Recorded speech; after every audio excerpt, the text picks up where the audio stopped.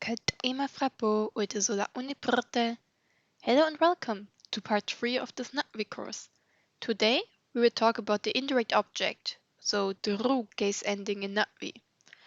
To fully understand this video, it makes sense if you beforehand learn about L and T case endings and about the difference between transitive and intransitive verbs, because I will mention these topics from time to time, but you should be able to understand most of it without. So first, what is ru? Like I said already, it is a case ending. So case ending is something that goes at the end of a noun to show its role in the sentence. So it shows if the noun is someone who does something or who is affected by an action. Ru specifically is the indirect object, also called the dative, but I will use the term indirect object mostly. In English, it can mostly be translated as to someone or something. Not always this is very obvious, but you will see later on that this works better than you would think at first. And very important, it is used in a very wide variety of situations in NatWi. So you will come across it a lot. So you want to make sure that you understand it and know when to use it. Before we talk about when to use it, let's see how to use it. Like I said, it is a case ending that goes at the end of a noun. And like L and T, it also changes depending on what type of letter or sound the noun ends in. So here we have a table. After a vowel, it's just an R or a ru. Please keep in mind that my pronunciation of the R sound in NatWi is wrong. I cannot produce the actual NatWi R. So please don't copy my pronunciation. Make sure that you learn pronunciation first before learning grammar. That's always the rule, but here a small warning at this point, don't copy my pronunciation of R. After a consonant or pseudo-vowel, so L or R, it is ur.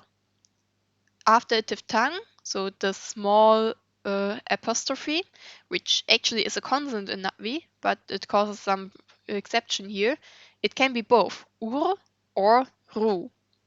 And the diphthongs again are a bit weird, so there are a couple of things you can use there. We will just look at some examples. So oe, I, can be both were or like it is on the slide here, weru. Nga can become ngar like on the slide. It can also become ngaru. And Neytiri can become Neytiriru or Neytirir. Mo'at, on the other hand, ends in a consonant, a T, so it becomes Mo'atur. Nantang, which are these viper wolves, the small dog-like creatures in the forest, become Nantangur. And Eril, which is a plant, becomes Erilur. Then we have the word Olo, which means clan. You maybe know it from a word like Olo Ektan, which is a clan leader. It ends in a diphthong, so this apostrophe. So it can be both Olo-ru or Olo-ur.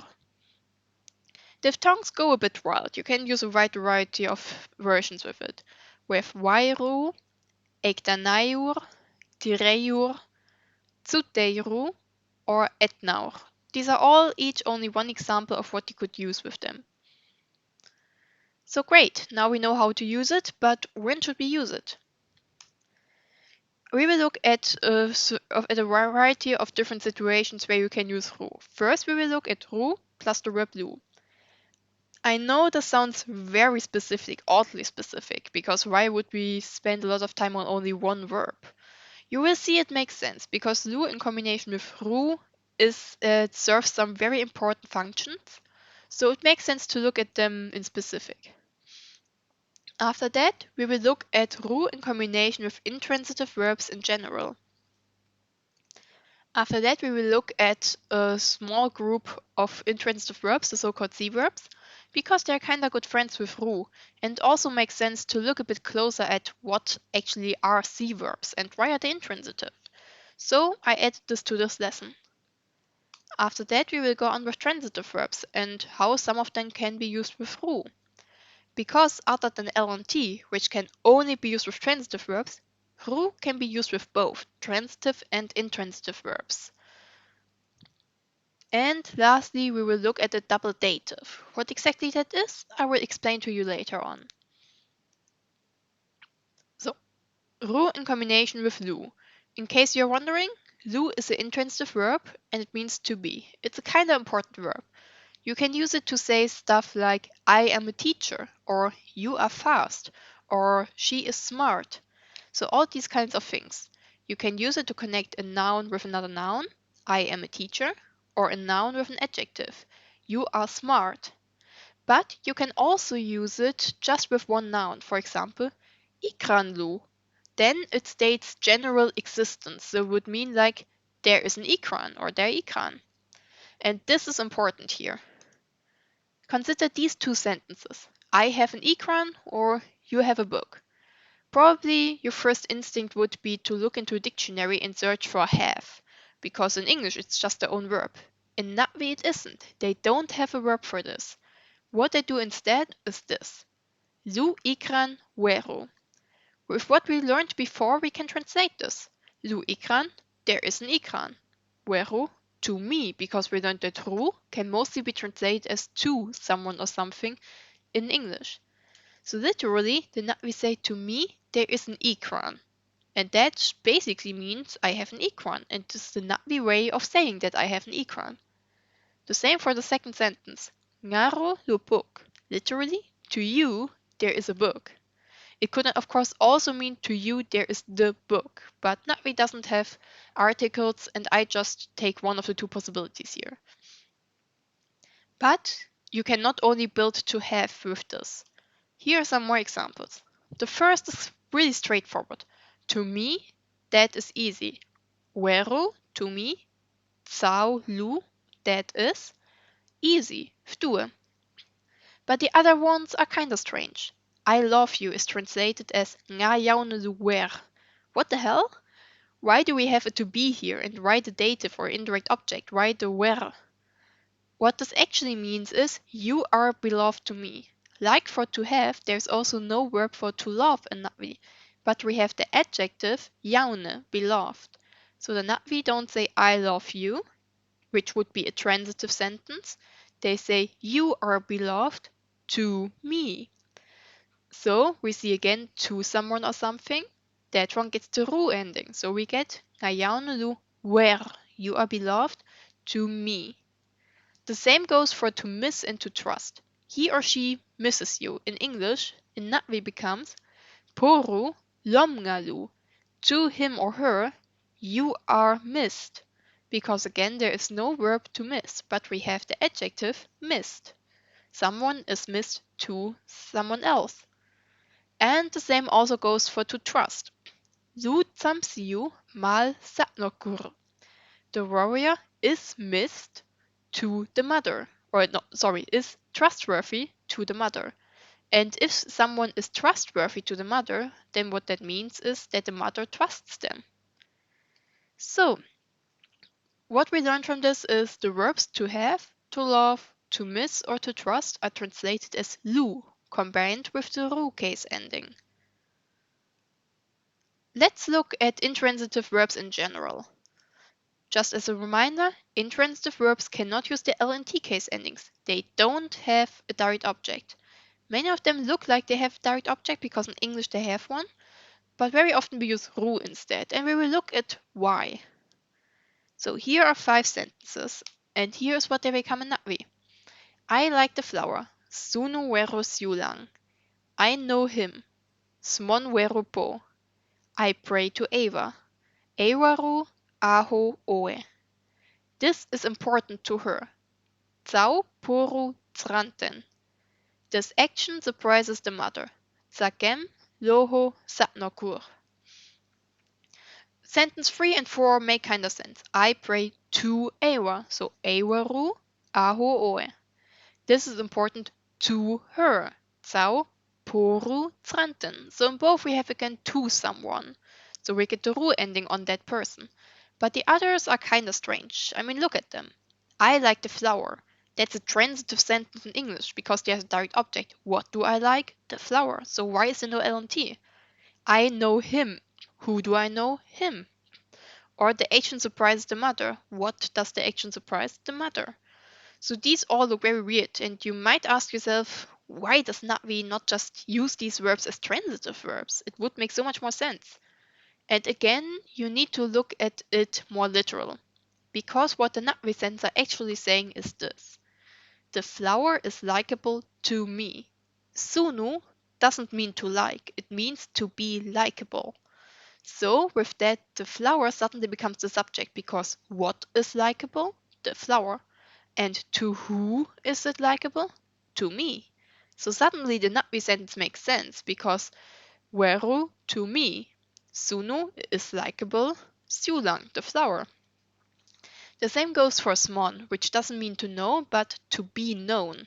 Who is known? He is known. So he is the subject and doesn't get the case ending with an intransitive sentence. To whom is he known? To me. So I get the ru. So we get the Na'vi sentence, smon werupo. And the same also goes for the very last sentence. We don't say this action surprises the mother, we say this action is surprising to the mother, because loho means to be surprising to someone. And because of this, we get sapnokur with the ur ending, because to whom is it surprising? To the mother. So, always look at the literal translation. It will help you a lot, I promise. Then let's look at ru in combination with si-verbs. Maybe now your first thought is, but what the hell are si-verbs? So let's look at this first. Si-verbs are verbs that are made from the helping verb si. Now you might go to a dictionary and look up si because you want an explanation and you see this. Si, auxiliary verb or auxiliary verb, postpositional non-bound verb do make. Not really helpful, to be honest, if you are not interested into linguistics or don't have a general knowledge of that. So what is it actually? Si is a helping verb. So it's something, it cannot stand on its own. You never will have a floating si on its own. It always is bound to another word. Mostly, these are nouns or adjectives. So you take a noun or an adjective and you put the si behind it, and then you make a verb out of it. So the noun or the adjective becomes a verb in combination with the si. Important, you cannot randomly do this. The si verb has to be in the dictionary. So, just to have some examples. We have some nouns and adjectives and also an interjection here. Irayo is a fang or fangs. Kaite is hello as an interjection. Laro is clean as an adjective. Lau is clear, also an adjective. Uvan is a game, it's a noun. And gelku is house or home, also a noun. And these are the si verbs. Note, these verbs are all in the dictionary, so I can search for irayo si and I will find it. This means that it's possible to use it. I cannot just take a random verb and random noun or adjective and put a si on it. That doesn't work. It's just not allowed. You can do that with names to say to do as some would do. That's possible and allowed, but only in very colloquial speech. Except for that, you only can use si verbs that aren't already in the dictionary. So, irayo si becomes to thank. Kaitesi to greet, Larosi to clean, Lausi to make clear, Uvansi to play, and Kelkusi to live or to dwell. Now you might be confused. So why are these always intransitive? Because look at them. Irayosi to thank. I thank you. There is clearly a direct object in the English sentence. Or kaitesi to greet. Again, I greet someone. Who do I greet? Someone. So there is direct object. Or it becomes even more obvious with larosi. What do I clean? The house, for example. So why are these intransitive? In English, many of them are clearly transitive. Kelkosi not, of course. Kelkosi to live, to dwell is also is very intransitive in English. But let's look at the literal translation. And suddenly it makes a bit more sense. Because we learned that si actually also means something like to do or to make. So irayo si literally means to do a thank to someone or something. Kaitesi means to do hello to someone or something. Larosi means to do clean to something. Lausi, to do clear, so to do the adjective clear to someone or something. And uvansi means to do a game. Kelkusi literally would mean to do house or home, but I excluded it here because the usage of kelkusi is kinda straightforward also in Navi. So, again, literal translation helps. To make it a bit more clear, let's look again at some sentences. The child thanks the mother. Sapnokur irayosi eveng. So literally, the child does a thank to the mother. He greets them. Po foru kaltesi. Literally, he or she does hello to them. I clean the house. Varosi oe kelkuru. Literally, I do clean or the adjective clean to the house. They make it clear. Tsaro folausi. Literally, they do clear to that. And a kind of famous line currently, I experienced Neytiri. It's from the second movie from the song called White Delem, which Neytiri sings at the beginning and the end of the movie. Dia sioe Neytiri mur. I do experience to Neytiri. And another example, it doesn't have the indirect object, no ru here, but I just want to show that to you. I play Elden Ring. Literally, Ovansi means I do a game, so it would not make sense in that way to say I do a game Elden Ring or I do a game to say I play a game. So what Navi does is it describes the Uvan part, the game part of Uvansi. So I say Oi Uvan alu Elden Ring si. I do the game which name is Elden Ring. I could also say something like Oi me Uvan si. I do two games. So you can modify the noun part of a si-verb if the si-verb is made from a noun, of course. But this was just an example because we were talking about si-verbs. Let's get back to the ru. The last big topic, ru in combination with transitive verbs, because you can also use with them. As a reminder again, transitive verbs are those that can have a direct object and can have LNT. And because of this, these sentences might be a bit confusing at first because they have all three case endings. They have an L because who is doing something, they have a T because what is verbed, and they have a ru, to whom. So, I give the book to you. Ngaru pukit welting. To you, ngaru pukit welting. I give the book. They show the way to him. Fol poru, to him, wint ofjaot. The man sends a message to me. Up aretif be weru, to me, to Daniel.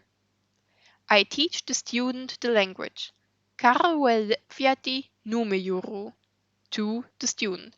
Note that in this sentence, in the English version, we don't have the to someone part. But we could also reword it to get that. I could also say, I teach the language to the student. But honestly, to teach in English is a bit weird because I can say I teach the language, but I can also say I teach the student. In that way, that doesn't work. You always have to say to the student. So if I want to say I teach the student, I would say oe kar numejuru. So the numeo still gets the ru, because the person who is taught always gets the ru, the indirect object in that way, and the subject that is taught about always gets the T ending. The mother tells the story to you. Ngaru pengwurti satnokil. The forest provides everything to us. Wun naringe fraut aungar. So, what you can see here too is that ru very often marks a receiver of something. So I give the book to you, so you are receiving the book. The man sends a message to me, so I receive the message. I teach the student the language, so basically the student is receiving the teaching. The mother tells the story to you, so you're basically receiving the story. And the forest provides everything to us, so we are receiving everything from the forest. This doesn't work always, but very often. Let's look at one of the sentences in more detail, because I know that three case endings in one small sentence can be kind of confusing. Ngaro pukit welding. First, we have to ask ourselves, who is giving? Who is the subject? So who does the giving? And that's me. I give the book. So I am the subject. I need the L ending. So oe becomes well. Next, we have to ask ourselves, what is given? What is the direct object? And that is the book. What is given? The book is given. So the book becomes bukit, gets the T ending. To whom is it given? Is the next question, our question for the indirect object. It is given to you. So nga becomes ngaru. Let's talk about our last bigger topic, which is the double dative. Some verbs can have 2 times ru. The first sentence is probably known to everyone here because it is very prominent in the first movie. I have words for everyone. Jake says that, I think to Etukan, I'm not sure. And it becomes lu, weru, aile, ufrapor. So literally, to me, there are words to everyone. Now you might be thinking, okay, but how can I distinguish this from the second sentence? Everyone has words for me. Because the sentence, we know that Navi has 3 word orders, so that should be the same. The answer is kinda boring. For this specific case, word order does matter. So, zu, weru, aile, ufrapor means I have words to everyone, but the second one, lufrapor, aile, weru, means everyone has words for me. So here has Paul Frommer decided that word order actually makes a difference. This is one of the very rare cases. The next two show the other 2 verbs that can have double dative. It's only these 3 verbs, so nothing more. Only 3 verbs to remember. I write him a message. Oe poru to him, up arero pamresi, write a message. That po needs the ru ending is kinda clear because to whom do I write a message? To him. The up arero is a bit more weird, but as soon as you see that it's a si-verb, it's also kinda clear again. Because literally what it means is to do writing. Pamre is writing, and si is again our to do or make. So I do writing to the message means I write a message. And because of this, we get 2 times ru here. The receiver of the message and the message itself, who the writing is done to. This is never really ambiguous because the thing written is usually something, like a message, a book or whatever, while the person receiving usually is a human or at least a living thing. So you cannot really confuse them. The same goes for the next one with kangai si. Kangai is valid, so kangai si is to validate or to confirm. Po tsar aungaru kangai si. She confirms that to us. So the thing being confirmed is basically the thing that where valid is made to. She does valid to that. But also there is a receiver, because to whom is it made valid or confirmed? To us. So again, we get 2 times the R ending. So before we are finished for today, one very small thing at the end, and this is ru versus the adposition ne. Ne means something like towards, and I know that sometimes it causes a bit confusion because ru also means to someone or something, or can mostly be translated as this. But let's look at the following sentences. I go to school. The dog swims to the island. The Yerik runs to the forest. Maybe with what you learned today, you would first think, I need ru here because it's to something. But actually we will use ne. Ne num tseng to the school, oeke, I go. Nantang tsiep, the dog, nes bonos lele, swims to the island. Dul ring runs to the forest, Yerik, the Yerik. So why do we use ne here? Ne is used whenever or mostly when you can replace to by 2 words. So it shows a direction. You will also see that go and swim and run all are kind of verbs of motion. So there is some kind of motion happening towards a direction. And this is what you should keep in mind. If you can replace the to by a 2 words and have a verb of motion, most likely you will need ne instead of the ru case ending. Let's repeat some of the key points of this lesson. Ru is a case ending, like L and T. After a vowel, it's just a simple r or ru. After a consonant, it's ur. It's the so-called indirect object and very often marks the receiver of something. In English, you can almost always translate it as to someone or somebody or something. Of course, it doesn't work always, and very often you have to use kind of weird English because you have to think a bit outside of the box, but it works kind of well in most situations. Looking at a literal translation of a verb can help a lot. Because very often, if you translate it in beautiful English, suddenly it doesn't make sense anymore why to use ru instead of L and T. But if you look at a literal translation, it very often makes a lot of sense. It is used with all kinds of verbs, so not only with intransitive or only with transitive verbs, like L and T for example, which is only used with transitive verbs, but it can really be used with all kinds of verbs as long as it makes sense. But especially si-verbs use it a lot. If you can replace the to by two words, very often you need the adposition ne instead. And that was it for today. Do you have any questions? If yes, you can ask them in the comments or contact me on Discord. I hope you learned something new today and this video was a bit helpful for you. Hej, Jadowaj!